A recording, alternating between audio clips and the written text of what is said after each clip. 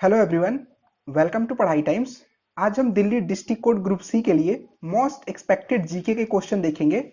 ये practice set number 5 है। इससे पहले सेट 1, सेट 2, सेट 3, सेट 4 आ चुका है। अगर आपने अभी तक नहीं देखा तो लिंक जो है डिस्क्रिप्शन में है, यहाँ से जाके आप वो वीडियो देख लें। आपका टारगेट होना चाहिए 25 में से 25, जीके में 25 में से 25 लेके आना है। सो आइए स्टार्ट करते हैं। उससे पहले अगर आप चैनल पे नए हैं तो चैनल को सब्सक्राइब कर दीजिए, वीडियो को लाइक करिए और ज्यादा से ज्यादा वीडियो को शेयर करिए।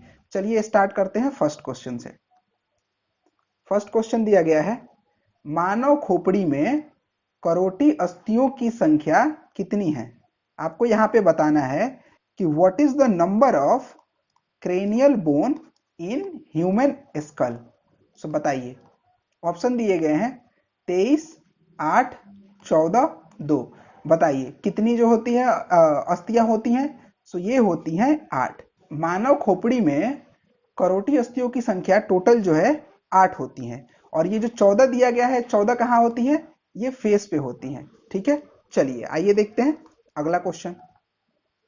अगला क्वेश्चन दिया गया है, खजुराहो नृत्य महोत्सव प्रत्येक वर्ष आयोजित किया जाता है। यह उत्सव आमतौर पर डैश महीने में मनाया जाता है। सो आप लोग को तो पता होगा कि खजुराहो जो नृत्य महोत्सव है यह कहाँ पे होता है। सो ये होता है एमपी में।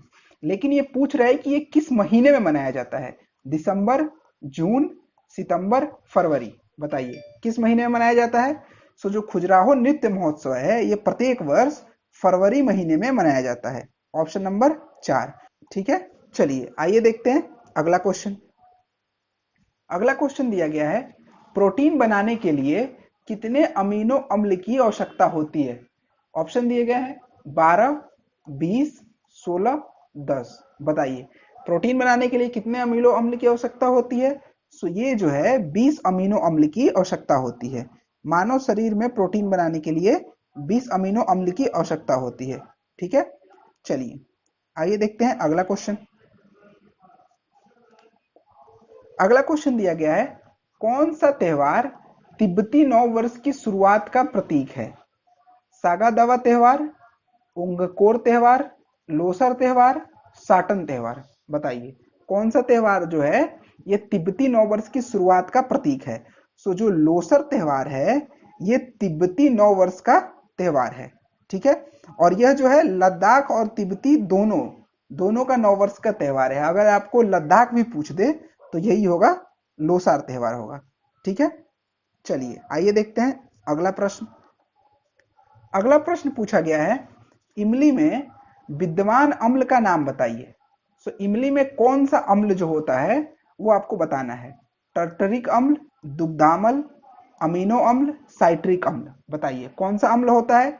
सो इमली में जो होता है वो होता है टार्टरिक अम्ल हो जाता है। ठीक है, अब अगर हम बात करें साइट्रिक अम्ल किस में होता है। सो ये जो है खट्टे चीजों में होता है, जैसे संतरा, नींबू, इसमें ये टार्टिक अम्ल मिलता है। और अगर आपसे पूछ दे कि एप्पल में कौन सा अम्ल मिलता है, सो एप्पल में जो है ऑक्जेलिक अम्ल मिलता है। ठीक है, चलिए आइए देखते हैं अगला क्वेश्चन। अगला क्वेश्चन दिया गया है, इलेक्ट्रॉन की तुलना में प्रोटॉन लगभग डैश गुना भारी होता है। यानी कि जो इलेक्ट्रॉन की तुलना में प्रोटॉन कितने गुना भारी होता है। यहाँ पे ऑप्शन दिए गए हैं, आपको बताना है 1636, 1736, 1836, 1936। बताइए क्या हो जाएगा। सो ये हो जाएगा ऑप्शन नंबर 3, 1836। प्रोटॉन जो है इलेक्ट्रॉन की तुलना में 1836 गुना जो है ज्यादा भारी होते हैं। ठीक है, अब अगर हम बात करें कि इलेक्ट्रॉन का द्रव्यमान क्या होता है, सो ये हो जाता है 9.1 10⁻⁻31। ठीक है, अब यहाँ पे हम ये देख लेते हैं कि इनका आविष्कार किसने किया था। तो अगर आपसे पूछ दे इलेक्ट्रॉन का आविष्कार किसने किया था, तो ये किया था जे थॉमसन ने। उसके बाद अगर हम बात करें कि प्रोटॉन का आविष्कार किसने किया था, सो प्रोटॉन का आविष्कार जो है ये किया था गोल्डस्टीन ने। उसके बाद हम बात करें कि न्यूट्रॉन का आविष्कार किसने किया था, तो न्यूट्रॉन का आविष्कार जो है वो जेम्स चैडविक ने किया था। ठीक है, चलिए आइए देखते हैं अगला क्वेश्चन। अगला क्वेश्चन दिया गया है, तेलंगाना की राजधानी है। आपको बताना है कि तेलंगाना की राजधानी इनमें से कौन सी हो जाएगी। हैदराबाद, विशाखापट्टनम, पणजी, सिलवासा। बताइए तेलंगाना की राजधानी क्या है? तो तेलंगाना की राजधानी जो है वो है हैदराबाद। ठीक है, अब यहाँ पे पणजी की बात करें, सो पणजी कहाँ की राजधानी है? सो पणजी जो है ये गोवा की राजधानी है। ठीक है, सिलवासा कहाँ की राजधानी है? सो सिलवासा जो है ये दादर नगर हवेली की राजधानी है। ठीक है, उसके बाद यहाँ पे दिया गया है विशाखापट्टनम। विशाखापट्टनम जो है कहीं की राजधानी नहीं है, ये आंध्र प्रदेश का तटीय क्षेत्र है। ठीक है, और अगर पणजी बात करें तो ये किस नदी के किनारे है? सो ये जो है मांडोवी नदी के किनारे पे स्थित है। ठीक है, चलिए आइए देखते हैं अगला क्वेश्चन। अगला क्वेश्चन दिया गया है भारतीय संविधान के किस अनुच्छेद के अनुसार राष्ट्रपति पर महाभियोग लगाया जाता है? राष्ट्रपति पर महाभियोग किस अनुच्छेद के अनुसार लगाया जाता है? अनुच्छेद 62, अनुच्छेद 60, अनुच्छेद 57, अनुच्छेद 61। बताइए क्या हो जाएगा? सो ये हो जाएगा अनुच्छेद 61। अनुच्छेद 61 के तहत राष्ट्रपति पर महाभियोग लगाया जाता है। ठीक है, अब यहाँ पे अगर हम बात करें कि अनुच्छेद 60 में क्या है, सो अनुच्छेद 60 में राष्ट्रपति द्वारा शपथ लिया जाता है। ठीक है, अब यहाँ पे एक आर्टिकल देख लें कि आर्टिकल जो है ये 57 में क्या होता है। सो ये 57 में है कि एक व्यक्ति चाहे जितनी बार चाहे राष्ट्रपति के उम्मीदवार के लिए खड़ा हो सकता है। ठीक है, चलिए आइए देखते हैं अगला क्वेश्चन। अगला क्वेश्चन दिया गया है 1965 में भारत और पाक युद्ध के दौरान भारत के प्रधानमंत्री कौन थे? यानी कि जब 1965 में भारत और पाकिस्तान का जब युद्ध हुआ था उस समय भारत के प्रधानमंत्री कौन थे? जवाहरलाल नेहरू, इंदिरा गांधी, लाल बहादुर शास्त्री, राजीव गांधी। बताइए कौन थे? सो ये थे लाल बहादुर शास्त्री। 1965 का जब लड़ाई हुआ था उस समय लाल बहादुर शास्त्री जो थे वो भारत के प्रधानमंत्री थे। और लाल बहादुर शास्त्री जी का जन्म कब हुआ था बताइए? तो ये महात्मा गांधी का जब जन्म हुआ था उसी दिन इनका भी जन्म हुआ था, यानी कि 2 अक्टूबर को। और लाल बहादुर शास्त्री ने जो है प्रसिद्ध एक नारा दिया था, जय जवान जय किसान। ठीक है, और इनको 1966 में जो है ये भारत रत्न से भी सम्मानित किया गया है। ठीक है, उसके बाद अगर हम बात करें कि जो 1962 में भारत और चाइना का जो युद्ध हुआ था उस समय कौन था भारत का प्रधानमंत्री? सो उस समय जो थे वो पंडित जवाहरलाल नेहरू थे। उसके बाद बात करें कि 1971 में भारत और पाकिस्तान का युद्ध हुआ था उस समय कौन था? तो उस समय जो थे वो थी इंदिरा गांधी। ठीक है, और 1984 में भोपाल गैस त्रासदी हुआ था उस समय अगर आपसे पूछ दे कि उस समय भारत के प्रधानमंत्री कौन थे, तो उस समय जो थे राजीव गांधी। और राजीव गांधी जो थे ये यंगेस्ट प्राइम मिनिस्टर हैं। और अगर आपसे पूछ दे कि ओल्डेस्ट प्राइम मिनिस्टर कौन है, सो वो जो है मोरारजी देसाई हैं। ठीक है, चलिए आइए देखते हैं अगला क्वेश्चन। अगला क्वेश्चन दिया गया है एंटासिड क्या होते हैं? दुर्लभ क्षार होते हैं, दुर्लभ अम्ल होते हैं, प्रबल क्षार होते हैं, प्रबल अम्ल होते हैं। बताइए क्या होते हैं? सो एंटासिड जो होते हैं ये दुर्लभ क्षार होते हैं। ठीक है, अब देखिए अगर हम बात करें कि अम्लीय क्या होता है, सो अम्लीय जो होता है उस जिसका पीएच मान 7 से कम होता है वह अम्लीय होता है, और जिसका पीएच मान 7 के बराबर होता है वो क्या होता है? वो उदासीन होता है, ना ही अम्लीय और ना ही क्षारीय। और जिसका पीएच मान 7 से अधिक होता है वो क्या होता है? वो होता है क्षारीय। ठीक है, चलिए आइए देखते हैं अगला क्वेश्चन।